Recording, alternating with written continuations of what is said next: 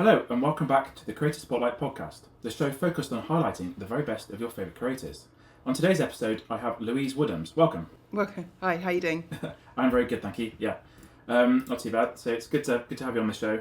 Do you want to just give a little brief overview of who you are and then sort of what you do as well? Yeah, sure. So I'm Louise, and I'm editor and founder of discoverev.co.uk.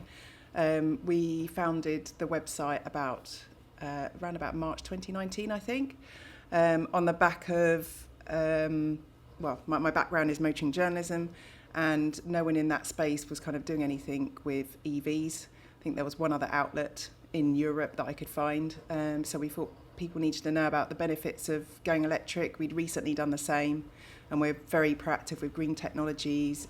We've switched over to air source pump, we've got solar, recently got Tesla batteries. So we just really wanted to educate people to the pros of electric cars and what it involves, because it's still relatively new. It's not a new technology, obviously, but it's new to a lot of people in terms of their main transport. Yeah, that makes sense.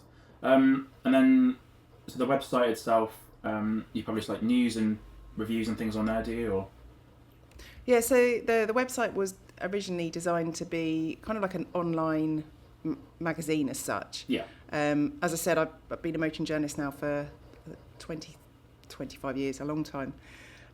So I'm from the old school tradition, I guess, of journalism, sorry. But print is kind of dying a bit now. So the intention of the website was to be like you'd pick up in a magazine. So yes, you're right, like at the time it was news, reviews of every kind of car, that like FAQ section. And then we later introduced a free digital marketplace for people to buy and sell cars as well. And it just kind of grew and developed from there, really. Yeah, it's always good. I do feel print itself is dying a little bit. I used to read car magazines quite a bit, and I do know that industry is going downhill a little bit. Everything's online now, isn't it? So it makes a lot of sense. And then so you got the website side, and then moving to video. I know that you tried video a while back, and then you recently started the channel again. What's that been like? A different journey to what it was when we first started out. So obviously we got the website and we kind of built that up, as I said, and then it got to the point where more and more people were moving to video, and we knew that was an area that we needed to develop.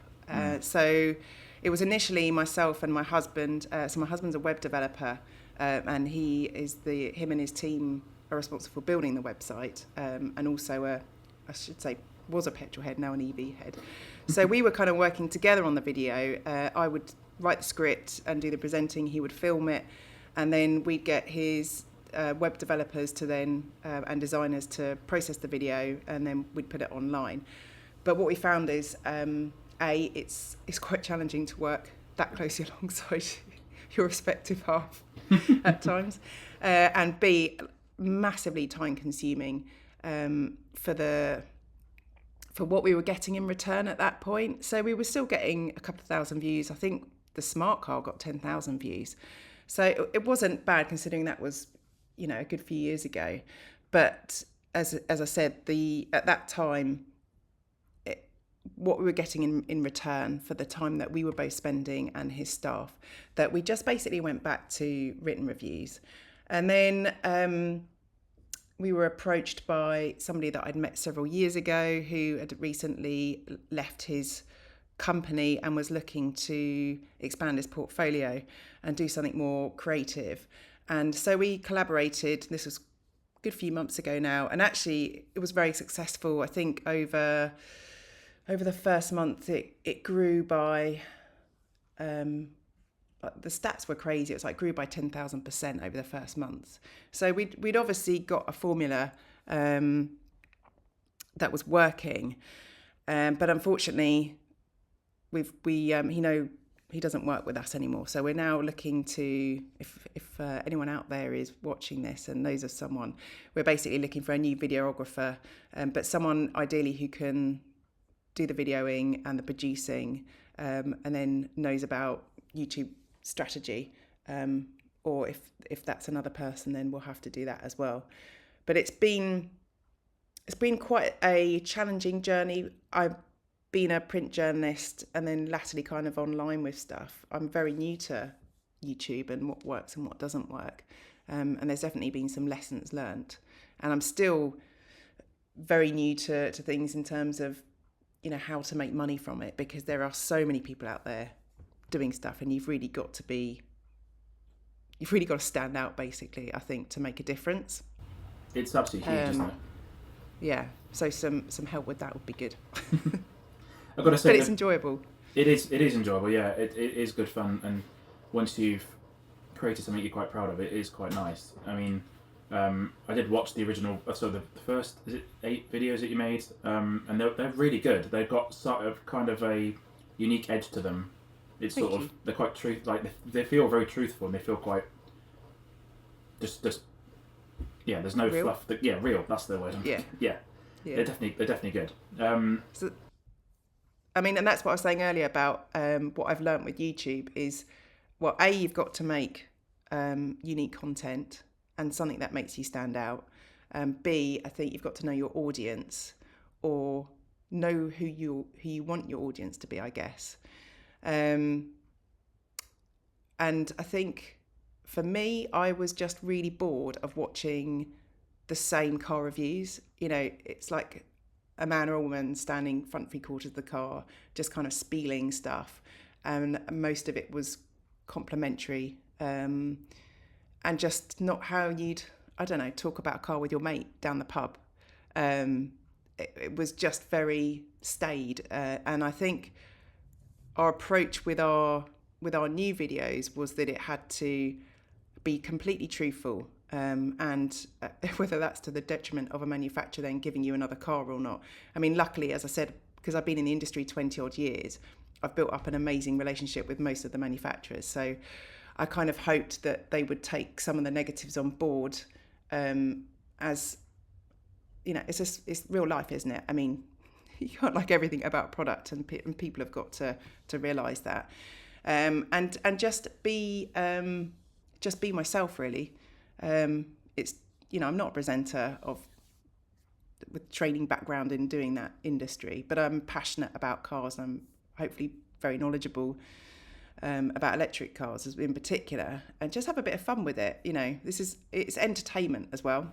You've got to have fun with it, otherwise people won't stick around. If they don't see that you're having fun, they won't keep watching, basically. So no, yeah, exactly.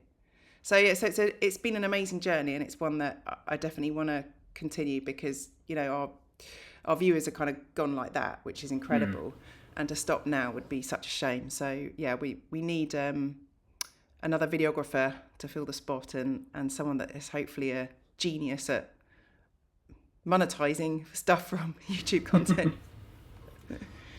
Yeah. So you mentioned you got started in print journalism. So do you want to just sort of give me sort of how you got started and sort of some of the outlets you worked for as well? That'd be quite interesting.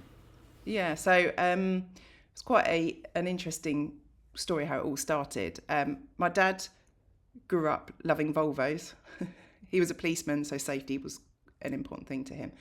And because of that, then I grew up loving the same brand, but also cars in general. But when I was 15, my dad wrote a letter to the Volvo magazine, which was sent out to owners of Volvos. It wasn't like a general on sale magazine. And just said, my daughter's Volvo mad, could you have a few posters for her room?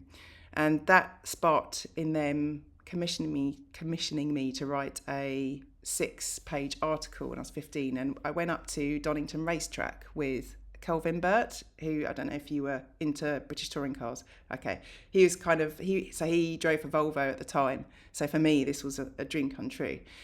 We went round the track with him. I kind of had a passenger ride, and then I drove round with him as well. Oh, wow.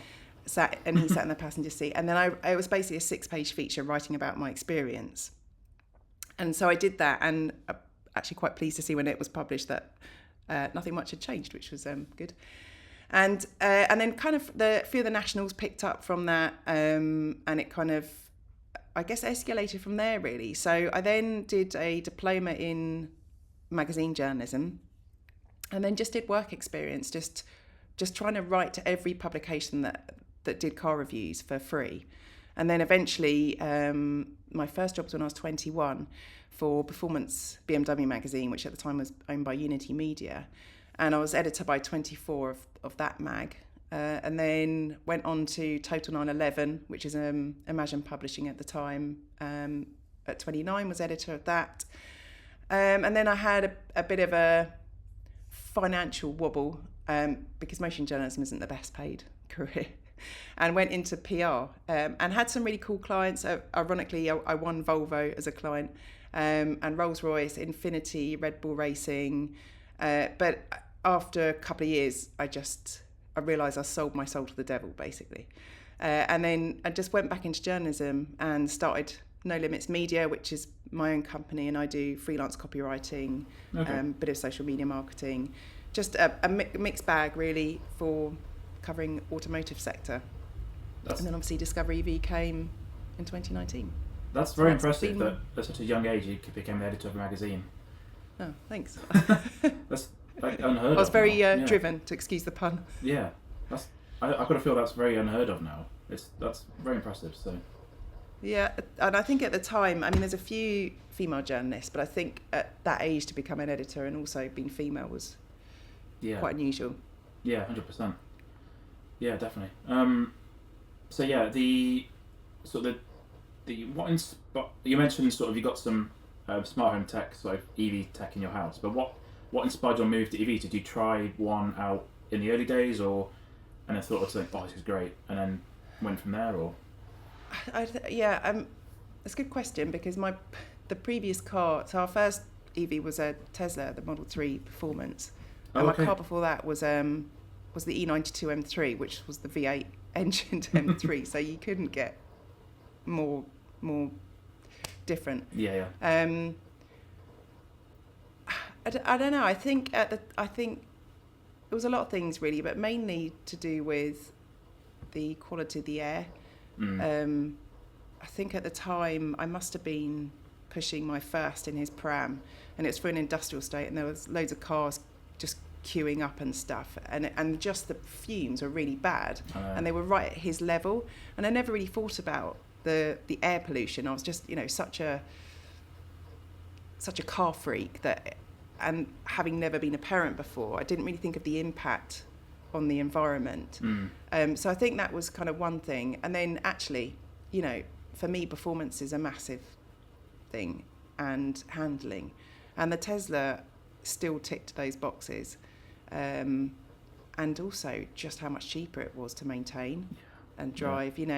We got a car charger installed at home. At that point, people, believe it or not, were offering free charging. Like Tesco's, a load of the local council car parks. Yeah, there was a lot of places that offered it for free, wasn't there, at the time? There's still a handful around, but not many. But yeah, it's surprising. And you were thinking at the time, this is not going to last. Like, and so it was also, I think the only other cost difference was the insurance was slightly higher. But apart from that, maintenance costs, you got fewer moving parts. No oil changes, fewer things that need doing on the car. And the charging thing for us was a big thing. And obviously the Tesla infrastructure. And I think, when you first go over to EV, you do have that concern about, will I get somewhere and charge my car? And people still have that. But with planning, you can do it. And I think in those early days, because Tesla have got this amazing infrastructure, that you knew you could travel the length and breadth of the UK and never really have to worry. And I think, we got rid of the Tesla last year, and I was a bit concerned, but we have test cars back to back almost every week. So I just kind of realised that actually with a bit of planning, you're never going to get stuck. It's the same with a petrol car, isn't it? You're never going to leave 10 miles in the tank. You're going to find somewhere first. And I think it's changing people's mindset in that respect, that they won't get stranded. And, also, who's going to travel 250 miles without stopping? I know. Especially if you're old and got back problems, you've got kids that need a wee. Yeah.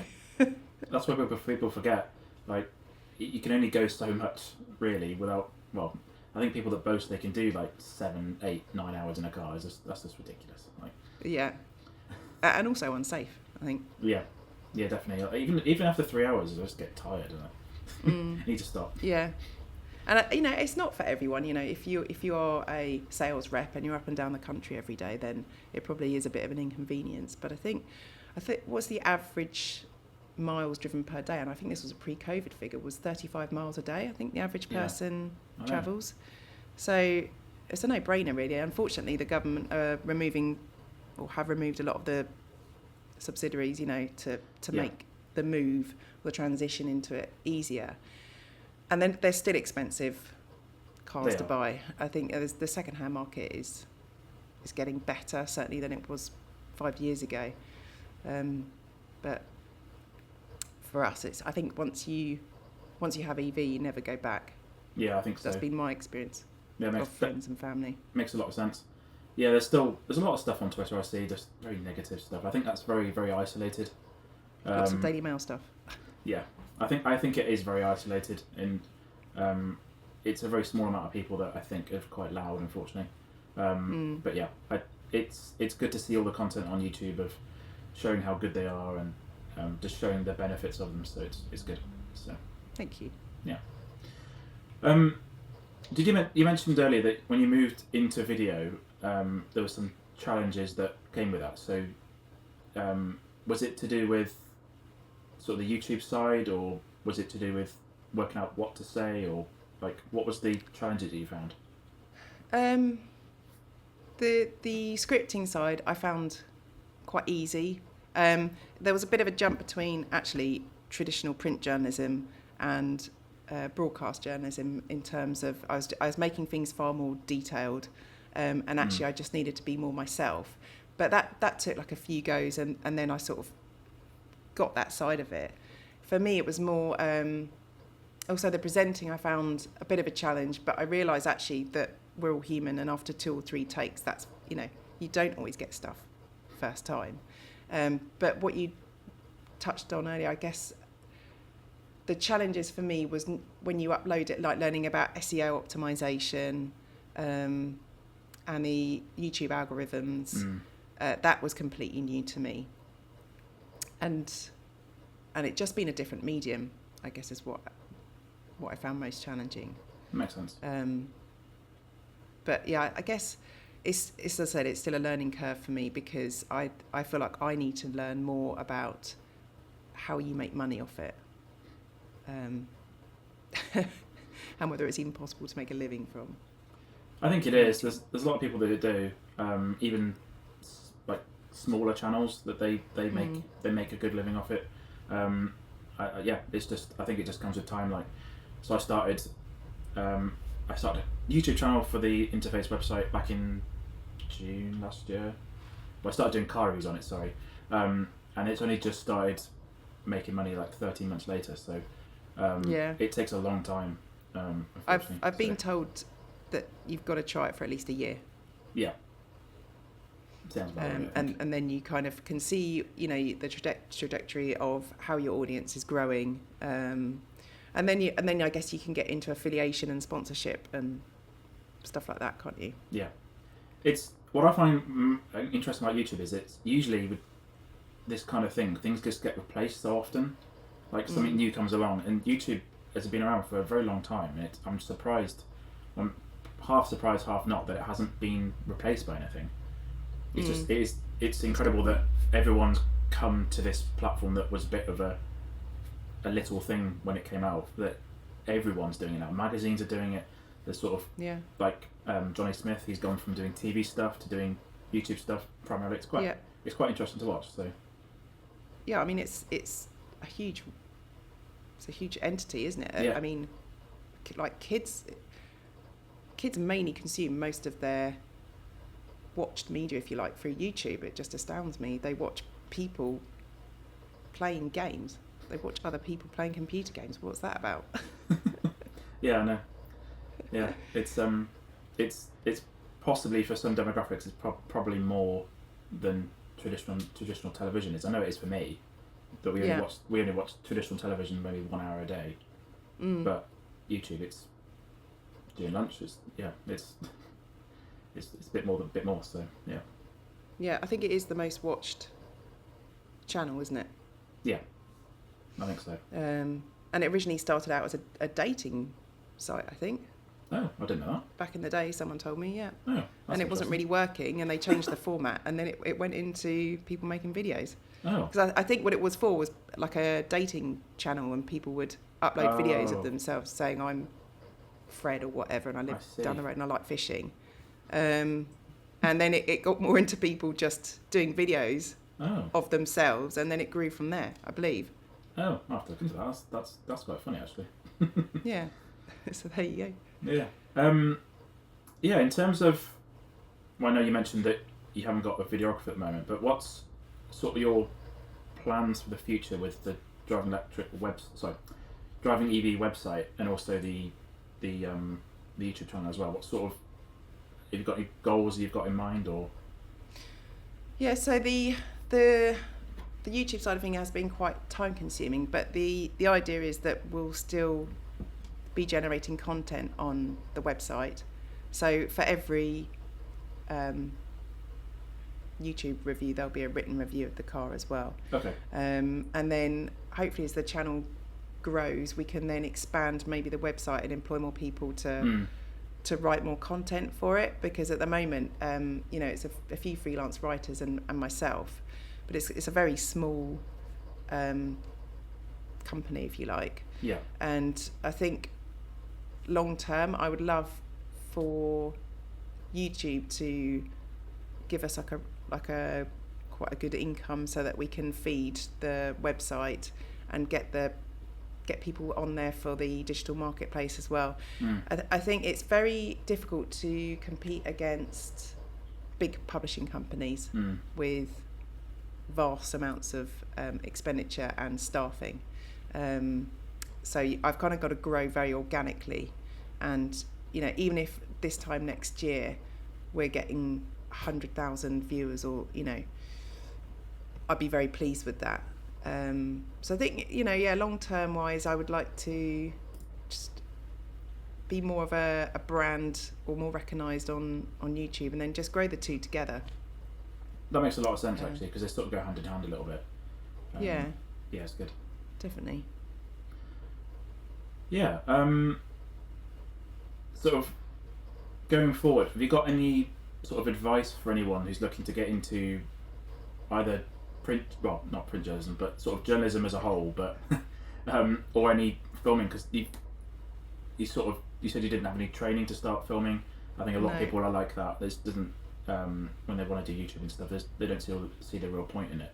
Have you got any advice for anyone looking to get into either of those two, or wanting to get anything creative, really?